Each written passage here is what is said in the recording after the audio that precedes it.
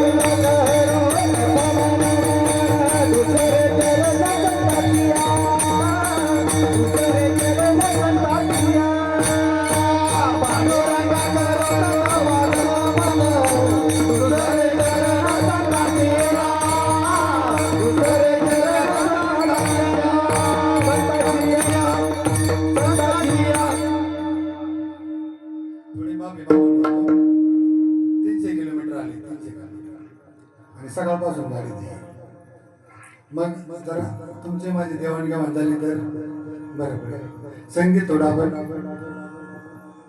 थोडे चरण पण थोडी प्रमाणात घ्या म्हणजे मला काही संवाद साधते अभंग तुकोबारायांचा आहे तुमच्या माझ्या परिचयातला आहे नाम प्रकरणातला आहे कारण काय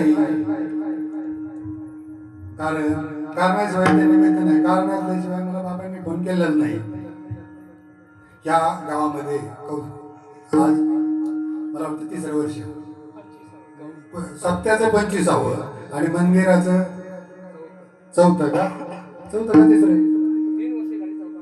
हा 4था कार्यक्रम बाबांच्या मूर्ती बसवायला मी आलो होतो 1 वर्ष नव्हतं आलो मला वाटतं म्हणून ते गेल्या वर्षी परत आलो होतो आणि आता काय योगी गेल्या वेळेस 10 मिनिटं मला संधी दिली होती प्रवचन करा म्हणून आणि यावेळेस बाबा म्हणले काय करायचे कीर्तन करायचे आता सोपं आहे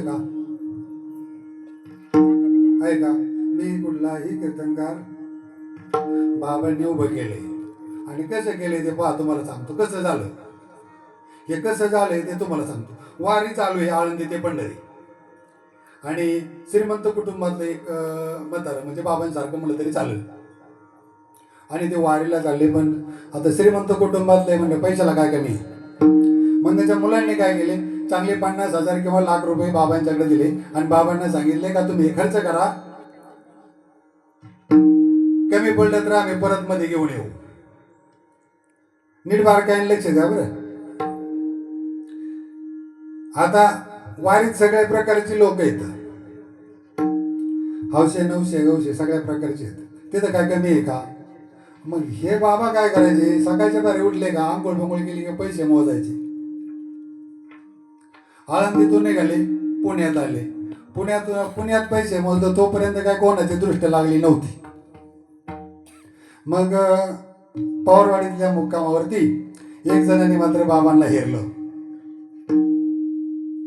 म्हणले यांच्यावरती डाव मारायचा आहे म्हणजे काय करायचंय यांचे पैसे काढायचे तो अट्टल चोर होता परफेक्ट त्याने बाबांच्या पैसे आला म्हणला बाबा असा अमक्या तमक्या गावचा आहे आणि तुमच्या बरोबर मला घ्या बाबा म्हणले ठीक आहे तू कुठला त्याने काय केले सासवडमध्ये कपडे घेतली वारकरी पोशाख माळ घेतली बाबांच्या हातून माळ घातली मुक्काम जेजुरीत गेल्यावर त्यांनी बाबांना काय केलं बाबांची मालिश करायला सुरुवात केली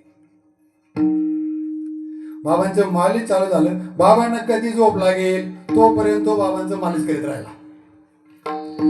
त्याला काय करायचं होतं? हा, बाबांच्याकडचे पैसे त्याला काढायचे होते. मग तो जेजुरी पुढं गेलं, पुढं पुढं परत मग काम करत करत तो रोज बाबांचं मालिश करायचा. बाबा काय करायचे, पैसा खायच्या बारे उठले का तो आंघोळ करून येतो, बाबा पैसे मोजत बसायचे. बाबा हे असं करत करत करत कुठपर्यंत गेल्या? वाखरीमध्ये गेल्या. आता वाखरीमध्ये परिणाम झाला. हे काय होते बाबा, जरा थोडं माझी लिंक नको तोडू, 300 किलोमीटर आले, जरा तू सांभाळून घेतलं तर बरं पडत. मग वाखरीमध्ये गेले. वाखरीमध्ये गेल्या पण बाबांचं पाय मालिश आहे ना तो पाठी 4 वाजेपर्यंत करत होता. आणि बाबा झोपले का त्याने चापायला सुरुवात केलीच. सकाळच्या बारी आंघोळीला परत गेला. बाबांची आंघोळ झाली आणि तो आंघोळीला गेला. पक्की दोघांची मैत्री. परत आला. परत आला तर बाबा राहिलेले पैसे मोजताय त्याचे. आता काय केलं असेल त्याने? काय केलं असेल? बाबांच्या पायावरती नतमस्तक झाला आणि काय म्हणला, तुमची पॉवर किंवा तुमची बुद्धी किंवा तुमच्याकडे जे काय आहे ते मला दिलं, ते जर मला दिलं तर माझा उद्धार होईल. मग बाबा काय म्हणले, मग तुला नाम घ्यावं लागेल. पण तो म्हणला, मी अट्टल चोर आणि तुमच्या बरोबर कशा करता आलोय? पैसे चोरलाय. पण आता मला काय पाहिजे? मला चोरी करायची का? तर आता मला चोरी नाही करायची. मला तुमचं काय पाहिजे? तुमच्याकडून मला अनुग्रह पाहिजे. म्हणजे काय पाहिजे? नाम पाहिजे. आणि जर मला नाम दिलं तर माझा आणि माझ्या पुढच्या पिढीचा उद्धार होईल. बाबा द्याल का? आता बाबाने थोडा विचार करायला पाहिजे. मला तू चोर म्हणतोय, पण मला अजून एक अट आहे का, तुम्ही हे तुमच्याकडचे पैसे कुठे ठेवत होता ते सांगितलं तर मी माळ घालन. बाबा बोलले, सोपं आहे. तू माझं मालिश करत होता, पैसे तुझ्या उशाला होते. तू आहे तुझं पाशी, पहिले तो जागा चुकलाशी. तू जागा चुकला शोधायची. तू माझ्याकडे शोधत होता, ते तुझ्याकडेच होतं. मग ते नाम कोणाकडे? तुझ्याकडे नाही का? फक्त काय झाले? फाटा झाले. आणि तो कोणाबरोबर आला? तो चोर कोणाबरोबर आला? वारकऱ्याबरोबर आला. बरोबर, म्हणजे संताबरोबर आला. बरोबर ना? तुका म्हणे गुण चंदन होता. संत म्हणजे कोण आहे?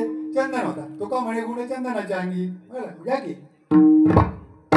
तुका म्हणे गुण चंदनाचे अंगी, तुका म्हणे गुण चंदनाचे अंगी, तुका म्हणे गुण चंदनाचे अंगी, तुका म्हणे गुण चंदनाचे अंगी.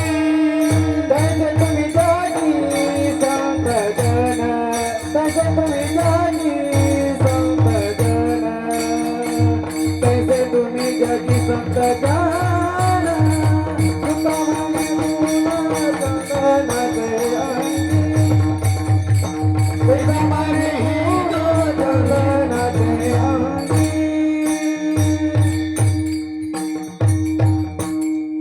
बाबांनी त्याला काय दिले? अनुग्रह दिला. ठेवीला माता कर, कुरवाळीला माता, लावणी हात कुरवाळीला माता. आणि त्यांनी त्याला त्यांच्या सव करून घेतला. आता त्याला काय पाहिजे होतं? पैसे. पैशातून त्याला काय मिळणार होतं? सुख. त्याला काय मिळणार होतं? सुख. त्यांनी सुखासाठी त्याला हे करायचं होतं, पण त्याला सुख ते मिळालं. मग तुमचं माझं काय चाललंय? तुम्हाला आणि मला काय पाहिजे? तर मला हे सुखच पाहिजे. आणि ते सुख कोणाजवळ आहे? तर ते सुख आहे देवाजवळ. आणि देवाजवळ जायचा पत्ता आहे. मग आता संत कोणाला म्हणायचं? परत प्रश्न आहे. तुमच्या माझ्या जीवनामध्ये कोण आलं? बाबा कोणाच्या जीवनामध्ये आले? सच्चिदानंद श्रीपाद बाबा आणि रामदास बाबा यांचं दर्शन इथं बसलेल्यापैकी कोणाला झालं? सगळे बाबांचे सगळे अणू आहेत. फार भाग्याचे, फार फार भाग्याचे. 96ची गोष्ट आहे. 96ला बाबा, दोन्ही बाबा आपल्या घराजवळून चालले होते आणि आमचं कुटुंब असं बाहेर बसलं होतं. अतिशय गरीब कुटुंब बाबा, गरिबीला काय पारावर नाही. आणि बाबांच्या बरोबर 10-12 जण होते. संत कोणाला म्हणायचं, ओळखायचे कसे? पूर्ण होते. बाबा घरी आल्यानंतर बसायला टाकायला चादर सतरंजी नाही, एक गोधडी टाकलेली आहे आणि बाबा बसलेत. घरात 2 कप चहा करेल इतकी साखर आहे आणि 10-12 जण आहेत. बाबांच्या सोबत 10-12 जण बसलेले आहेत. आणि मला ही अवस्था, हा विषय मला पटत नव्हता. त्याच्या अगोदर बाबांचे ते बाकीच्या लोकांनी घेतलेले अनुग्रह पाहून आहे ना, आपण थोडं लांब थांबायचो, त्यांच्यात बसायचो, माळ घाला पण हे नको. आणि त्याच्याशिवाय तर काय गत्यंतर नाही. मग आता 2 कप पुरती साखर आहे, 10-12 जण बसलेत. जर बाहेर जायचं म्हणलं तर वाटी घेऊनच जावं लागेल. छप्पर 10x10 जायचं कसं, इथून प्रश्न. बाबांनी काय केलं, भाऊ कोणीही चहा पिणार नाही, प्रत्येकाच्या हातावरती थोडी थोडी साखर ठेवा. बाबांनी काय केलं, ओळखलं ह्या कुटुंबामध्ये काय आहे हे बाबांनी ओळखलं ना. मग बाबांनी ओळखल्यानंतर प्रत्येकाच्या हातावरती साखर ठेवली. त्यावेळेस मी काय झालेलो होतो, आता घ्या महाराज. रंजले गाजले त्याचे मने जो आपुले, रंजले गाजले मने जो आपुले, जय रंजले माने जो आपुले, जय रंजले गाजले माने जो आपुले. साधू ओळखावा देव तेथेची जाणावा, एका रंगले गाजले त्याचे मने जो आपुले, एका रंगले गाजले असे मने जो आपुले. तुझी साधू तेथेची जाणावा,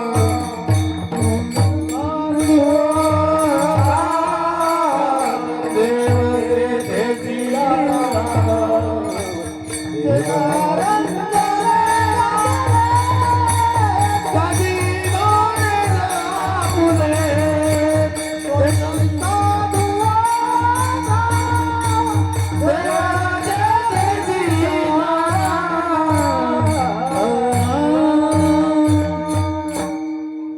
अनुभवाला पाहिजे की नाही? अनुभवाशिवाय काय? 10 जानेवारी 98ला बाबांनी देह ठेवला. अनुभव दिला. 10 जानेवारीला बाबांनी देह ठेवला. देह ठेवल्यानंतर 98-99ला वारी सुरू झाली. बाबा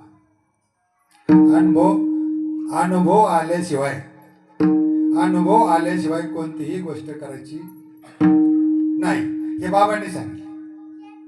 चांगला विचार केला तर कांद्यामध्ये कांद्याचं बी आहे, मग ते कोणाला विचारलं पाहिजे? शेतकऱ्याला विचारलं पाहिजे. तसं बाबांचं म्हणणं काय होतं, तुम्ही अनुभव घ्या. अनुभव घेतला तर अनुभवाशिवाय पालखी सोहळा बाबांचा चालू झाला. बाबांचा पालखी सोहळा चालू झाला आणि 6वं वर्ष आहे. आणि 6व्या वर्षाला आमचे मित्र आणि आम्ही बाबा सासवड हडपसरमध्ये राहिलेलं मटेरियल घेऊन जाताना खाली गाड्याच्या खाली आम्ही नाश्ता केला दोघांनी, भरपूर पाहिजे ते. तिथे गेल्यावरती आम्हाला भात खायचा आहे. तिथे गेले आमची इच्छा काय आहे, आम्हाला भात खायचा आहे, भात आणि वरण. आणि आम्ही जास्तोपर्यंत कीर्तन सुरू झालं. कीर्तन सुरू झाल्यावरती आम्ही जेवणाला काही गेलोच नाही, मग कीर्तनाला बसलो. कीर्तन संपल्यानंतर त्याची पण मेवणी पवारवाडीत ती पण आजारी. तिने काय केलं, बेसन आणि ज्वारीच्या भाकरी आणि म्हशीचं दूध. आम्हाला काय पाहिजे होतं, आणि इकडे सोहळ्यातला वरण भात संपलेला. रात्रीचे 11:30 पावणे 12 वाजलेत. दोघं पण दोन्ही दोन मातमी, एकाच्या हातात वरण आणि एकाच्या हातात भाताची बादली. आणि आम्ही त्यांच्या मिळून इथं बसलोय.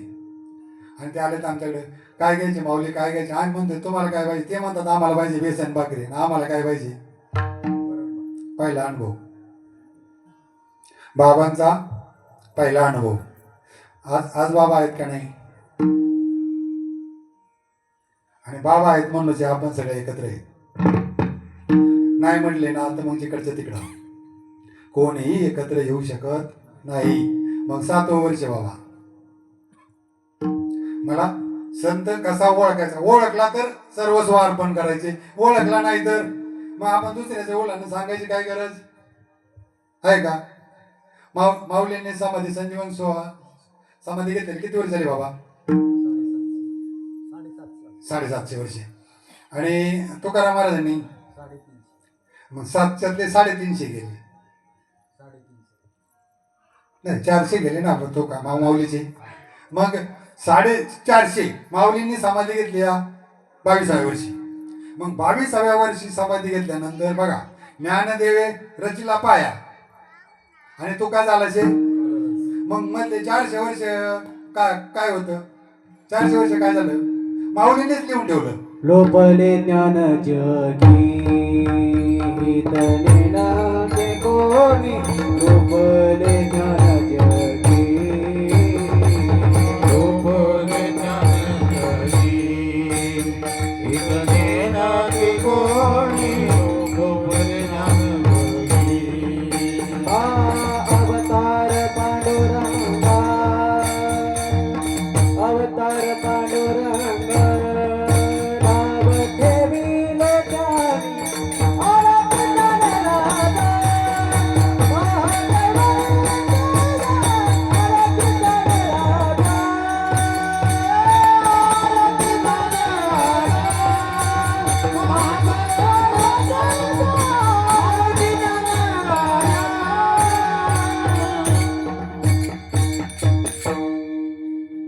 माऊली म्हणतात हे लोपल, हे लोपले.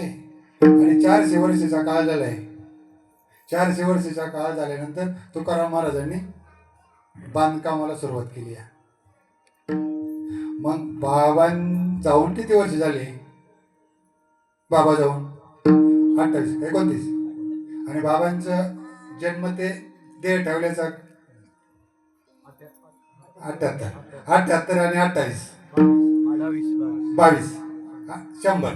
मग 350 100 वजा करा.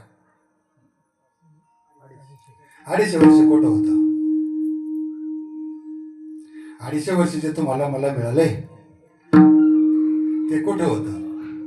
आणि जर बाबाच आपल्या आयुष्यात आले नसते तर आपण कुठं असतो. मग आता तुम्हाला मला 8 वर्ष सांगायचे सोहळ्याचं. जर संत ओळखला, संत ओळखा पाहिला कोण येतो. साधू ओळखल्याशिवाय, साधू जर ओळखला नाही तर काहीच करू शकत नाही. साधूच्या अंगात एवढी ताकद आहे, साधूच्या नावात एवढी ताकद आहे. आपल्या 5वीला आपल्यावरती अक्षर लिहिले जातात आणि ती अक्षर बदलावायची ताकद साधूमध्ये. ही इतकी म्हणजे साधी सोपी गोष्ट नाही, पण साधू ओळखता आला पाहिजे. साधू जर नाही ओळखला तर मग फसगत झाली. मग झालं इकडचं तिकडं आणि तिकडचं इकडं. तुम्हाला आपल्या गाडीत येताना विषय झाल्याप्रमाणे एक कीर्तनकार, त्याला 4 जण त्याची फॅन, पाकिटावरली झाली 40,000. तुम्ही म्हणता हे काय सांगतोय, म्हणजे मी का सांगतोय, मी पाकिट काय घेत नाही. कारण माझ्यावर कृपा कोणाची झाली या, साधूची झाली. माझ्यावरती कृपा साधूची झाली. पाकिटाचा विषय निघाला म्हणून मग गती कहणे. संदीपानी ऋषींच्या आश्रमा शेजारी ब्राह्मणाचं कुटुंब होतं. त्यांना 2 मुलं आणि ब्राह्मणताई. ब्राह्मणताई विधवा होती. भिक्षा मागून आणायचे आणि खायचे. मिळाले फुटाणे साधारणतः माझ्या हिशोबाने किलोभर त्यांना फुटाने खायला बाबा. त्यांनी काय केलं, त्या मुलांना ते फुटाने खायला दिले आणि त्यातले शिल्लक राहिलेले ठेवले गाडग्यामध्ये. शिल्लक राहिलेले फुटाने ठेवले 2, 3, 4 नंबर गाडग्यामध्ये. आणि रात्रीचे बघा चोर पण कुठे गेले. चोरांना वाटलं काहीतरी सोन्याच्या मणी येत. आणि मग त्या आजीच्या लक्षात आलं का आपल्याकडे होतं ते चोराने शाप दिला. तिने 18 विश्व दारिद्र्यामध्ये फसणार. हे जे खाईल तो, हे जो खाणार तो 18 विश्व दारिद्र्यात राहणार. त्यांनी काय केलं, ते फुटाने सांदेमाने ऋषीच्या आश्रमात टाकून दिले बाबा. पाठ जाडून घेताना भक्तांनी जमा केले. तिथं कृष्णही होता आणि सुदामाही होता. तुम्हाला माहिती आहे बाबा, पण माझ्या आकलनुसार जे काय आहे तेवढं मग प्रयत्न करतोय. मग ते होते. आता त्यांनी ते फुटाने ह्यांनी सुदामाने जमा केले. बरं, ते शिकत होते सांदीपानी ऋषींच्या आश्रमात. आणि श्रीकृष्ण सुदामाची मैत्री सांगायची तुम्हाला म्हणजे गरज नाही, घट्ट मैत्री. आणि मग ते 2 जण गेले सरपण आणायला. सरपण बांधलं, तिथं पाऊस सुरू झाला. याने काय केले, ते फुटाने खाले. कृष्णाला दिले का, नाही दिले. कृष्णाला दिले नाही. आणि एकटेच खाले. आणि 2 जण आले. पुढे जाताना कथा वाद तुम्हाला माहित आहे. मग श्रीकृष्ण द्वारकेचा राजा. आणि हा काय करायचा, बायकोला सांगायचा, अगं माझा मित्र आहे ना द्वारकेचा राजा आहे आणि किती श्रीमंत आहे सांगू का तुला, अति श्रीमंत आहे. आता हा तो इतका श्रीमंत आहे. 4-2 दिवस झाले का त्याला त्याची आठवण व्हायची, कारण तो त्याचा नाम जप करत होता. श्रीकृष्ण गोविंद हरे मुरारी हे नाथ नारायण वासुदेव. श्रीकृष्ण गोविंद हरे मुरारी हे नाथ नारायण वासुदेव. श्रीकृष्ण गोविंद हरे मुरारी हे नाथ नारायण वासुदेव. श्रीकृष्ण गोविंद हरे मुरारी हे नाथ नारायण वासुदेव. हे नाथ नारायण वासुदेव.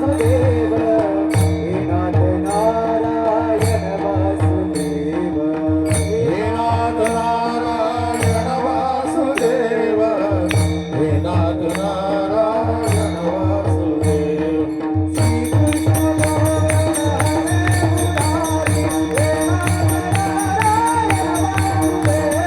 श्रीकृष्ण गोविंद हरे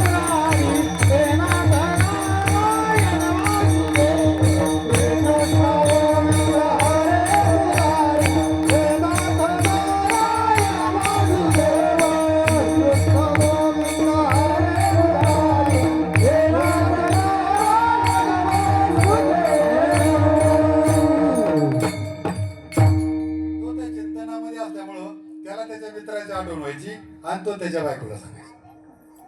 असं करत करत करत थोड्या दिवसांनी बायको म्हणे, मग जा ना तुमच्या मित्राकडे, त्याला भेटा, काहीतरी मागा. त्याला माहित होते मागणार नाही, पण जायचे तर काहीतरी न्यायचंय. आणि पोहे घेतले तर शेजारचे मागून आणून बांधून दिलेत. आणि सांगती कशी पतीला, तुमच्या मित्राला मात्र एवढं सांगा की तुझ्या राज्यामध्ये 15 दिवसाला एकादशी आहे, पण माझ्या घरी रोज एकादशी आहे. एवढं मात्र तुमच्या मित्राला सांगा. आता तिला काय हे सांगितल्यावरती त्याला कळणार आहे, पण हा सांगेल का नाही. मग हा सांगायचा माझा मित्र असा आहे, ही सांगायची तेवढंच सांगा. असं करण्यात 2-3 दिवस गेले. आणि मग हे तिथे गेले. मला काय सांगायचंय, मला यातून तुम्हाला काय सांगायचंय, जर त्याचं नामस्मरण केलं तर तो आजही भेट देतो कुठल्याही क्षणाला. मग आता सुदामा ब्राह्मण त्या नगरीपाशी गेले. काठी टेकत द्वारपालापाशी गेलाय. अरे द्वारपालो कन्हैया से कह दो. अरे द्वारपालो पालो कन्हैया से कह दो